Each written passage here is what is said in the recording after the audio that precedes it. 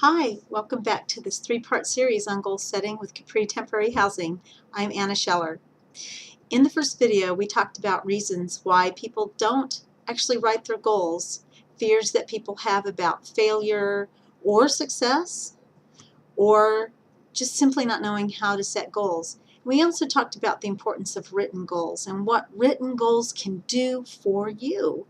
So today I'm going to talk about how to actually get those goals out of your head and onto paper. As a matter of fact, the next two videos are going to be specifically about that. So I want to encourage you to get out a piece of paper. I want you to take some notes because what I'm going to share with you, if you will put this into practice, can become very powerful in you actually realizing the potential God's given you for your life. I also want to invite you at the end of this video to join us and sign up for our newsletter so that you can get these tips and other tips that we'll have throughout the year coming straight to you into your mailbox. Well, let's talk now about 5 steps to get us started into meaningful goal setting. The first thing you want to do is you want to think about your goals and you want to write them down. Now, think about what you want. I'm going to give you a simple process to follow if you've never done this before, and I want you to really consider doing this. I want you to set aside 15 minutes if you've never written much in your life, or 30 minutes if you're a journal writer. Get a piece of paper, a pen. If you've not done much writing before, I want you to set your timer for 10 minutes. Now, why do I say set aside 15 minutes? Because I want you to take the time to get your paper and pen. If you are a writer, if you are a person who likes to journal, then I want you to set aside at least 20 minutes on your timer. When the timer starts, you're going to start writing whatever comes into your head. This technique is known as free writing. Now, free writing can be done a couple of ways. There's general free writing, which is you write whatever comes into your head, but you're going to write focused free writing because you have a specific outcome, and that's discovering whatever comes up that is your life dream. And you keep writing, and you write for the full time until the timer goes off. Now, what if you run out of things to say? Well, I want to encourage you to start writing, I don't know what to write. By the time you get done writing that, something else will come to mind. Just write it down. Don't filter. Don't try to judge whether it's right or wrong at this point. Just continue writing. When the timer goes off, put it in a folder and set it aside. Because the next step, I want you to do the next day. Yes, this is a couple of day process so that your mind is fresh and not critical.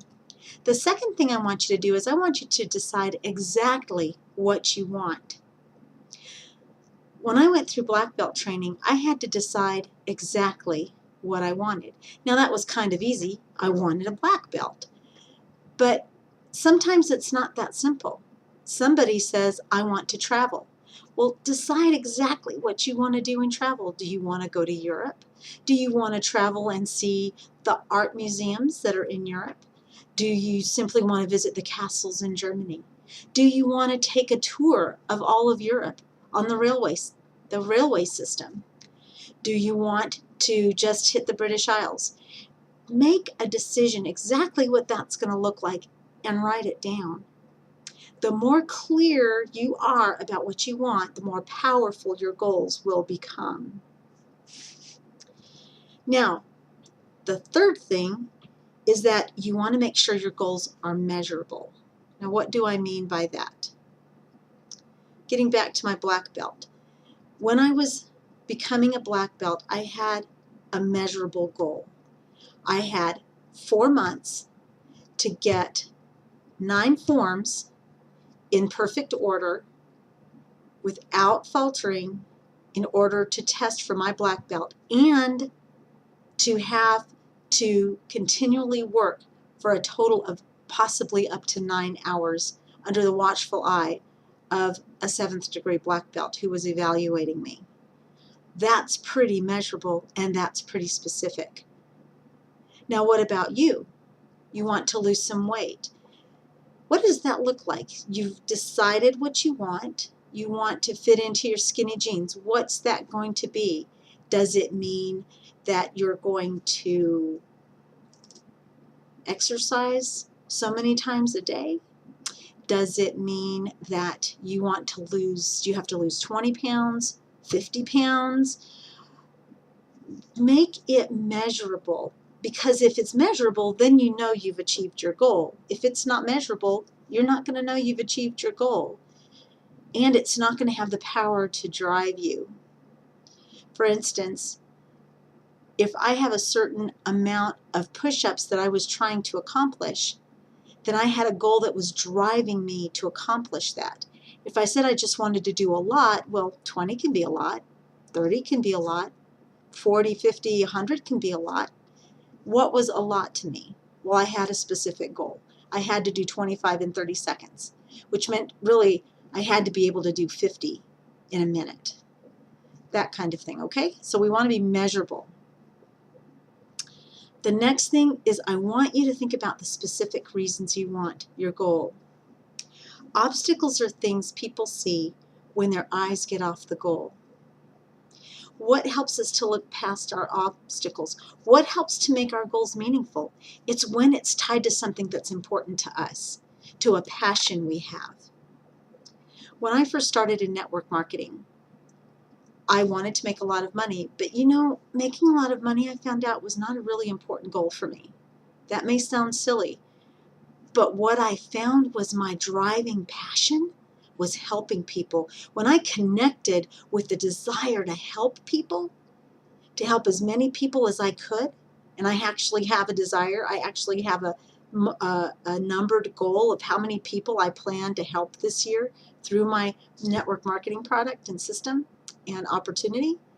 I'm telling you what, that had power like $10,000 a month did not have. You see, I tapped into my passion. And that's what you need to do. So you want to write down why this is important to you. Why is it important for you to get out of credit card debt?